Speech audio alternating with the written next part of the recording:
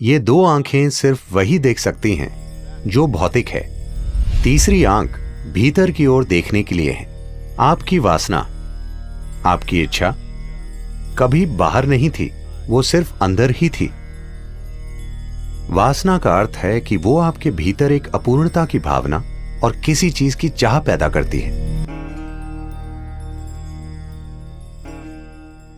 जब हम शिव कहते हैं, शिव शब्द तीसरी आंख का पर्याय बन गया है। तीसरी आंख, उसका यह मतलब है ये दो आंखें बाहर देखने के लिए हैं। ये दो आंखें आपको अस्तित्व की भौतिकता दिखा सकती हैं। ये दो आंखें सिर्फ वही देख सकती हैं जो भौतिक है।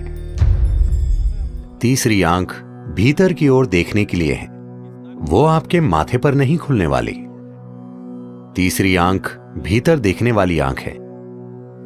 लेकिन आपने कहानियां सुनी हैं, शिव ने अपनी तीसरी आंख खोली और कामदेव को भस्म कर दिया।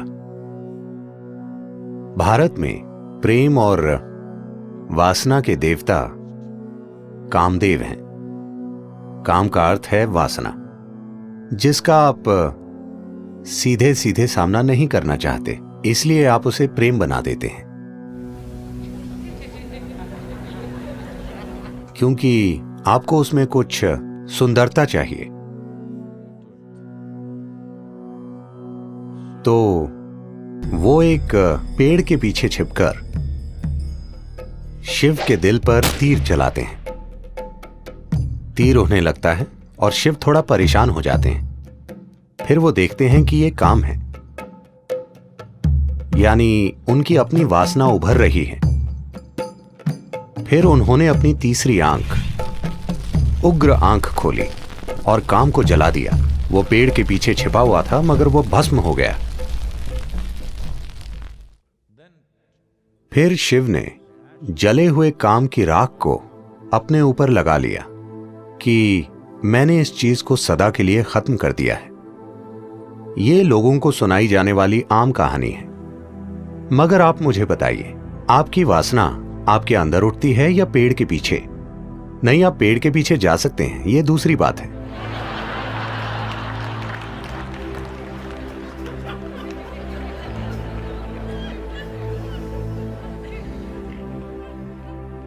मगर वो उठती कहां है? आपके भीतर। इच्छा बाहर नहीं मंडराती। ऐसा नहीं है कि एक सुंदर स्त्री या एक सुंदर पुरुष बैठा है तो आपकी इच्छा जागती है, क्योंकि इच्छा काम आपके भीतर है। इसीलिए उन्होंने अपनी तीसरी आंख खोलकर अपने अंदर के काम को जला दिया, उसे नहीं जो बाहर खड़ा है, क्योंकि वो कभी भी बाहर नहीं खड़ा था। कृपया इस पर गौर कीजिए। आपकी वासना, आपकी इच्छा कभी बाहर नहीं थी, वो सिर्फ अंदर थी। तो उन्होंने अपनी तीसरी आंख खोली, इस तरह नहीं, अंदर की ओर। फिर उन्होंने इस वासना को देखा, जिसका दरअसल मतलब है कि आपके अंदर कुछ पहलू हैं जो आपको अधूरा महसूस कराते हैं। तो आप सोचते हैं कि आप किसी चीज का या किसी व्यक्ति के पीछे जाने पर ही पूरे होंगे।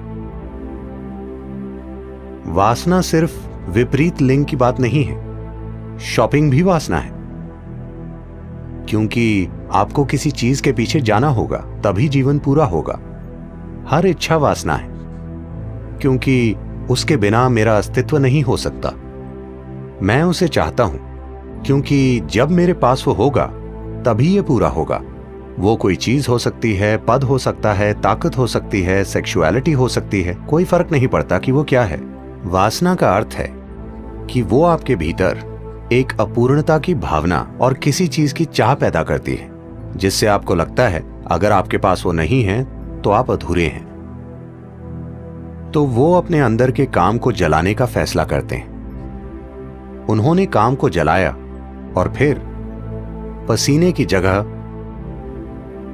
उनके शरीर के छिद्रों से राख निकली। ये योगिक कथा है। आम लोगों को सुनाई जाने वाली कहानी ये है कि वो पेड़ के पीछे छिपा था और उन्होंने उसे जला दिया, अपनी तीसरी आंख खोलकर उसे जला दिया फिर उस राख को लेकर अपने ऊपर लगा लिया। कहानी का यौगिक आयाम यह है कि उनके भीतर काम जगा। उन्होंने अपनी तीसरी आंख खोली, उसे जलाया और फिर धीरे धीरे राख उनके शरीर से निकलने लगी, जिसने उन्हें साफ साफ दिखाया कि सब कुछ खत्म हो गया। हर चीज जिसे आप खुद के रूप में जानते हैं उसे मरना चाहिए। जब मैं मृत्यु कहता हूं, भौतिक मृत्यु नहीं है जो समस्या है।